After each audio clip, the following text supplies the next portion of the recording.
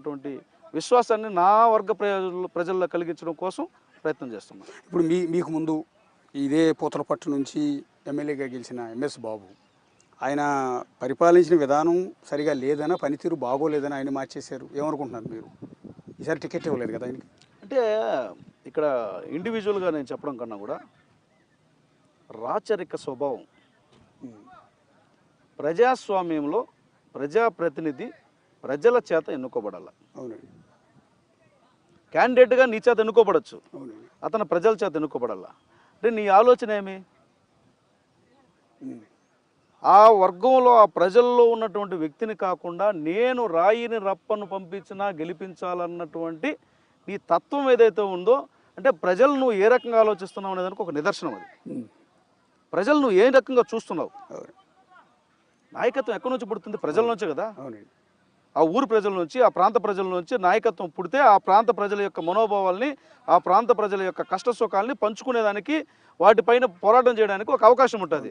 నేను అక్కడి నుంచి ఇక్కడ డమ్ చేస్తా, ఇక్కడ నుంచి అక్కడ డమ్ చేస్తానంటే నువ్వు ఈ రాష్ట్రం నీ సొత్తుగా భావిస్తున్నావు, నీ సొంత ఆస్తిగా భావిస్తున్నావు.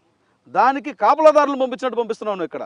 ఒకప్పుడు బ్రిటిష్ వాడు అమెరికా లండన్ నుంచి శిస్తు వసూలు చేయడం కోసం ఆ లండన్ వాళ్ళని ఇక్కడ కలెక్టర్లుగా పంపించాడు, బిల్ కలెక్టర్లుగా, లేదంటే అక్కడ నుంచి గవర్నర్లుగా పంపించాడు. నువ్వు అంతే చేస్తున్నావు. బ్రిటిష్ ప్రభుత్వము బిల్ కలెక్షన్ చేయడం కోసము, పరిపాలన చేయడం కోసం ఈ దేశంలో ఎవరన్నా పెట్టుకునిందా? మనకెందుకు? మనకు మద్రాస్ ప్రెసిడెన్సీ కూడా ఎవరున్నారు? లార్డ్ మౌంటైన్ ఎవరో ఒక ఆయన ఉన్నాడు, మదనపల్లిలో ఒక ఆయన ఉన్నాడు. ఇప్పుడు ఆయన ఉయ్యాలవాడ నరసింహారెడ్డి ఎవరితో పోరాటం చేశాడు? శిస్తు కట్టలేదనే కదా. ఎవరు శిస్తు కట్టించుకున్నాడు? ఎవరు? ఇప్పుడు ఆయన ఉరుకొయ్యకు వేలాడినటువంటి ఆయన మన ఆంధ్ర రాష్ట్ర పౌరుషం అల్లూరు సీతారామరాజు ఎవరు బలయ్యాడు? తెల్లవాళ్ళకి కదా. అంటే నువ్వేం చేస్తున్నావు? వాళ్ళ మనస్తత్వానికి నీ మనస్తత్వానికి పెద్ద తేడా లేదే. ఏం చేస్తున్నావు? పరిపాలన ఇది కాదు, పరిపాలన విధానం ఇది కాదు. ప్రజలు అంగీకారానికి విలువివ్వనేటువంటి వాళ్ళు చరిత్రహీనులుగా మిగిలిపోతారు.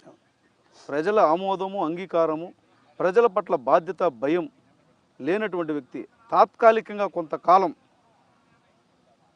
అజమాయిషీ చేయవచ్చు, అధికారంగా అజమాయిషీ, కానీ అది అలల్లో తీరం లాక్కెళ్ళినట్లు ఎక్కలిపోయింది. చివరిగా ఒక ప్రశ్న. ఖచ్చితంగా పూతలపట్టు నుంచి గెలిచి అసెంబ్లీలో అడుగుపెట్టి అధ్యక్ష